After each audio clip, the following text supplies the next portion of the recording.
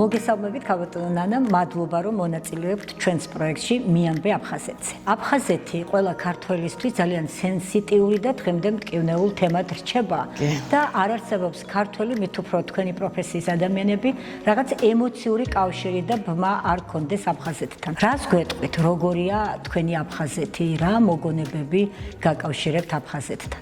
ძირა დავიწყებ იქიდან, რომ მე ფეხი ავიდგე აფხაზეთში, სოხუმში. სოხუმში ვიყავი, დედას ბიძა ყავდა სოხუმში, ბიძა და ბიძაშვილები და იქ ვიყავი დასასვენებლად, ვიყავი 1 წლის და იქ ავიდგე ფეხი. ასე რომ ესეც რაღაც სიმბოლურია, იცი, იმიტომ რომ როდესაც აი ხა თქვენც რო რაღაცას მეკითხებოდით, ხო, მეც რამლები მადგება. მე ამას ვერასოდეს ვერ ვუსმენ, აი როგორ გითხრა, გულგრილად, მოთმინებით, იმიტომ რომ სულ მახსენდება ის წლები, რაც მე მაკავშირებს აფხაზეთთან. სოხუმში დავდიოდი ძალიან ხშირად. გაგრაში მყავდა ნათესავები, სოხუმში ნათესავები, გალში ნათესავები. როგორ გითხრა, აი ჩემს პიროვნულად ჩამოყალიბებაში ძალიან დიდი გავლენა მოახდინა ამ მხარემ. მე ეს ვთვლი რომ ეს ჩემი მხარეა, იმიტომ რომ როგორ გითხრა, განუყოფელია ეს საქართველოსთვის და ამიტომ ძალიან მძიმე ამაზე ესეთი განყენებულად ლაპარაკი. რაც შეეხება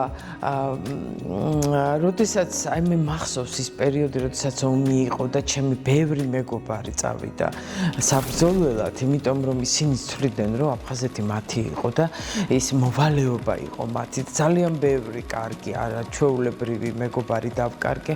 ისინი ისეთ რამეს შეეწირენ, აი მართალი გითხრა, თავგუდმოგლეჯილი გარბოდნენ, ისეთი ადამიანები, მსახიობები, მხატვრები, რომლებთაც აი შეხებაც არ ქონდიან, იარაღიც ხელში არ ჭერიათ. უბრალოდ მათ ჩათვალეს, რომ აი მაგალითად ლევან აბაშიძე როცა მიდიოდა სოხუმში და დედამ თხოვა რომ შვილო არ წახვიდე. ლევანმა თქვა და სხვისი დედებიო. სხვისი დედები ზე რატო არ ფიქრობო და აი ესე აი როგორ გითხრა, აი ესე გაიქცა. მაგრამ აი რაღაცნაირად როგორ გითხრა, აი ერთი პერიოდი მქონდა ესეთი, რომ აი მე აღარ მინდა ეს თუ ამ ფასად დაჯდა აფხაზეთი, მაგრამ დრო გავიდა და მივხვდი, რომ ეს აი ჩვენი ბიჭების აი ესეთი შეწირული ბიჭების ფასად ეს მხარე უნდა დაგვიბრუნდეს და ეს ჩვენი უნდა გახდეს ისე. ეხლა მე პირადად სოხუმის თეატრშიც ვთამაშობ სპექტაკლს და როგორ გითხრა, რაღაცა განსაკუთრებული მოწიწება მაქვს ამ თეატრის მიმართ, ამ ხალხის მიმართ, იმიტომ რომ მე ვიცი სოხუმის თეატრი, იქ ჩემი პედაგოგი ხშირად დგამდა სპექტაკლებს, ჩვენ იქ პრემიერაზე ჩავდიოდით და როგორ აი თითოეულ აი იქაურ თანამშრომელს ვიცნობ.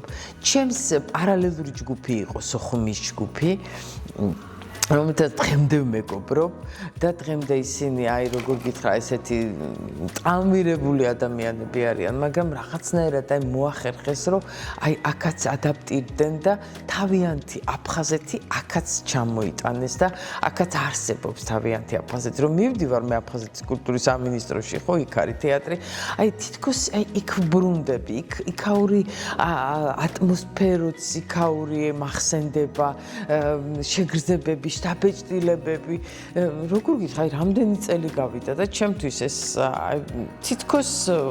თითქოს გუშინ ჩამოვედი იქიდან. მე როგორ მახსოვს, რომ ჩამოვდიოდი ბავშვები განათებული თვალებით, როგორც კი ზღვა გამოჩნდებოდა, როგორც კი გამოჩნდებოდა ის საოცარი ბუნება, ხო? ეს რაღაც იმდენ ორგანული იყო ჩვენთვის ეს ყველაფერი, რომ აი ხა თან მიყვეს როგორ ვიცხოვრე აქამდე ამის გარეშე. ძალიან მიჭირს ამის აღქმა და ჩვენ დავდგით ესეთი სპექტაკლი ჰელადოსი. გოგა პიპინაშვილის სტუდიასთან ერთად ბავშვები თამაშობდნენ თავიანთ თანატოლებს, მე და გოგა პიპინაშვილი ვთამაშობდით უფროსების როლებს და როგორ გითხრა, იყო ესეთი მცდელობა. მაშინ მახსოვს ბაგაფში იყო და მისი ცოლი შონია ყავდა გვარად. მე მის დას ვიცნობ და ჩვენ გქონდა ერთმანეთში კომუნიკაცია და აი იყო თითქოს ესეთი ცდელობა, რომ ჩვენ ეს სპექტაკლი ჩაგვეტანა. ნუ მოკლედ რა თქმა უნდა ჩაიშალა, იმიტომ რომ ნუ არ გამოდიოდა ეს იყო ბავშვები, იქ მშობლები რაღაცნაირად არ შედგა ეს ამბავი, მაგრამ აი რატომღაც დღემდე სულ ჩემში სულ ანთია ის სურვილი, როდესაც აი ამ გზით მაინც ხო ის ეხა ახალი თაობა წამოვიდა. მე ბევრისგან გამიგია რომ რაღაცნაირად თითქოს მათაც აქვს სურვილი. არის ეს მომენტი რა, ამას ვერაფერს ვერ უწევ, იმიტომ რომ სისხლი თავისას შვება და ჩვენ პირიქით, რა ვიცი, სიყვარულის და სითბოს მეტი არაფერი არ გვაკავშირებს ამ ხალხთან, ხო? ეს იყო უბედურება, აქ იყო რაღაცა ძალები, რაღაცა დატრიალდა. ფაქტი მოხდა ასე და არის სულ მცდელობა, სულ რაღაცნაირად აი სურვილი ამისა, რომ ჩვენ ისევ ერთად ვიყოთ, ისევ შევერთდეთ. მე მგონია, რომ ამისი პირველად აი კულტურის ხაზით უნდა მოხდეს პირველი ნაბიჯები. ძალიან ბევრი პიესა დაიწერა, ფილმიც გადაღებულ იქნა ამ ყველაფერზე. ეს სადგივარი მუდმივია, ეს სულ იქნება ეს სადგივარი რა და მაგალითად მე ბევრი ლტულს ვიცნობ და მეგობრობ აი სოხუმელებთან, გალელებთან და აი ბავშვები რომლებიც აქ თითქმის ნუ აი წლისა და 2 წლის სანი იყვნენ რომ ჩამოიყვან ისინი დღემდე ხატავენ აფხაზეთს იმათაც თავიანთი აფხაზეთი აქვთ მე მყავს ერთი არაჩვეულებრივი ოჯახი გოგოხიები არიან გალელები და მათი შვილი გიორგი სულ ხატავდა აფხაზეთს მისი ფერები და რა უცნაურია მისი ნამუშევრები ძალიან გავდაიქაურობას არ ვიცი ეს რა არის ეს ნამბობიდან გამომდინარე იმდენად ნამბობიდან ალბათ ნამბობიდან და რაღაცნაირად გრძნობდა იმიტომ რომ ის იქაურობის შვილი იყო რა არის და როგორ გითხრა ჩემთვის ძალიან ახლობლები არიან ესენი და მე როგორც კი გავიგებ რომ სოხუმელია სულ სხვანაირი დამოკიდებულება მიჩნდება სულ სხვანაირი და მახსენდება იქაურობა მე ჯგუფელი მყავს კიდე სოხუმელი და როგორ მახსოვს ის ჩვენ ჯგუფში რომ მოხდა სხვა შარმი ქონდა აი რაღაცა აი ზღვის პირეთი აი ზღვის სუნი ქონდა თითქოს ლევანს რა რომ ლაპარაკობდა სხვანაირი ნიჭიერებით გამოირჩევა და ეხლაც გამოირჩევა ის არაჩვეულებრივი ადამიანია ლევან ბერიკაშვილზე ვლაპარაკობ კი ლევანი იყო და სულ გიყვებოდა სოხუმზე, სულ იყო ჩავდიოდით მასთან სტუმრად, ხვდებოდით, დავდიოდით. ნუ როგორ გითხრა, ის ჩემში ისევ არსებობს და მაინც იმედი მაქვს, რომ როდის მე იქ აღმოჩნდი. ქალბატონო ნანა, როცა გეკითხებიან აფხაზეთზე, რა არის მაინც პირველი ყველაზე მეტად რაც გაგონდება, რაც გენატრება, ნივთი იქნება ეს თუ მოვლენა? არის ჩემთვის ადამიანები, იქვე ბევრი ნათესავი მყავს.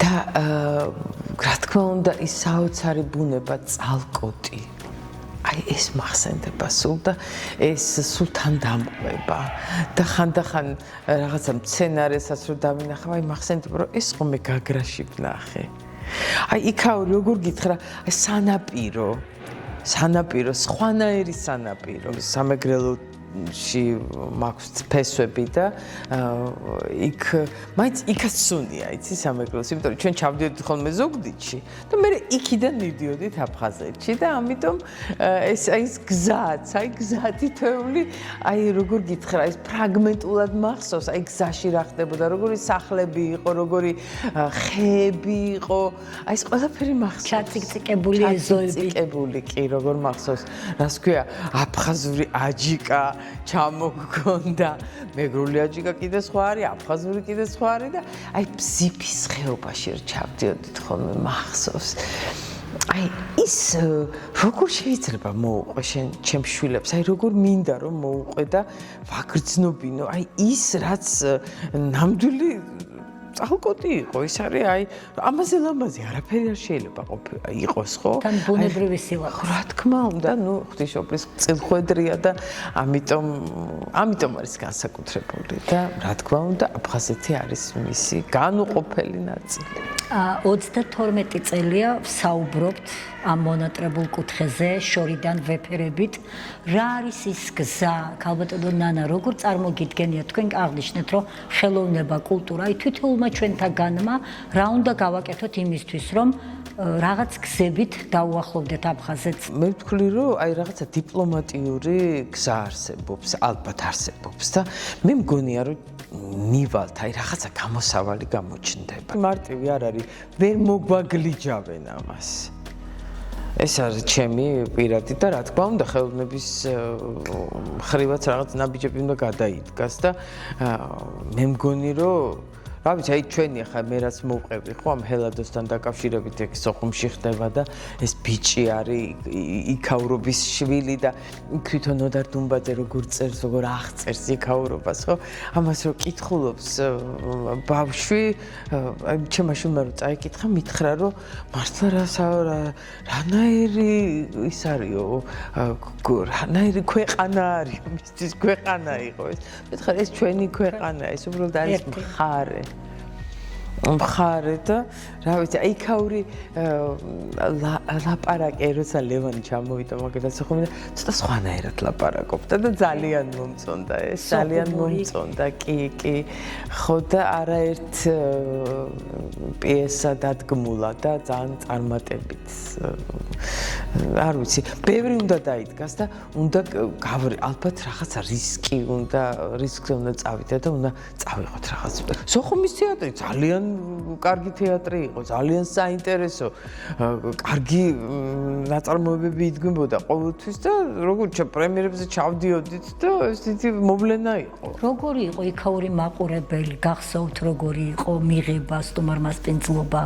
იცი რა არის, მაყურებელი ძალიან მშობლიური მაყურებელი იყო.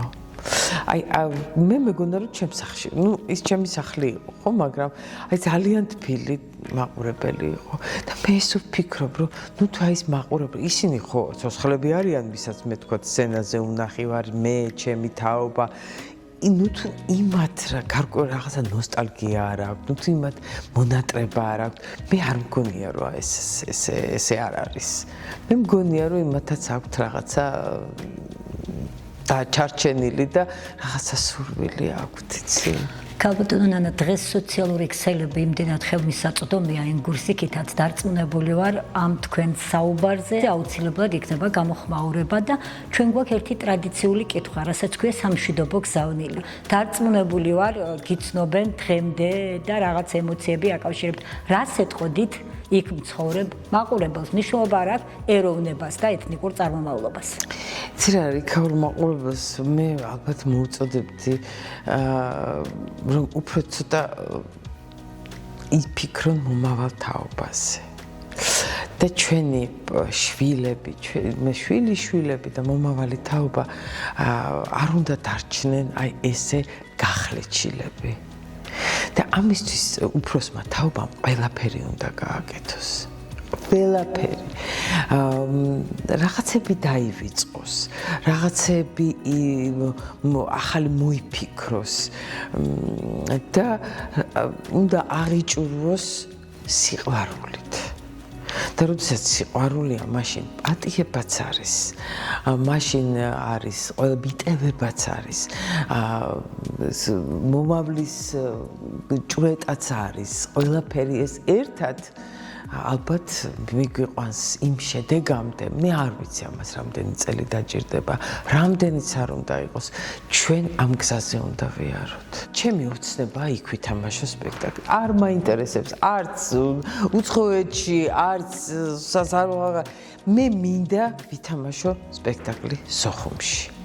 ეს არის ჩემი ოცნება. ჩვენ ერთნი ვართ და როგორ გითხრა, მე მით უმეტეს ძალიან ბევრი შონია აფხაზეთში და ისინი ჩვენ ერთნი ვართ და რაღაცა სიყვარულით, არ ვიცი, ერთმანეთის სიყვარულით ჩვენ ეს ტრისჯინაზე ეს ამბავი უნდა გავაკეთოთ. და ფაქტია მტერმა და გარეშე ძალამ პროვოცირება გაუწია აფხაზეთში განვითარებულ მოვლენებს. რა თქმა უნდა. მადლობა თქვენ, ასეთი საინტერესო და ემოციური გულთბილი ინტერვიუსთვის. მადლობა პირიქით.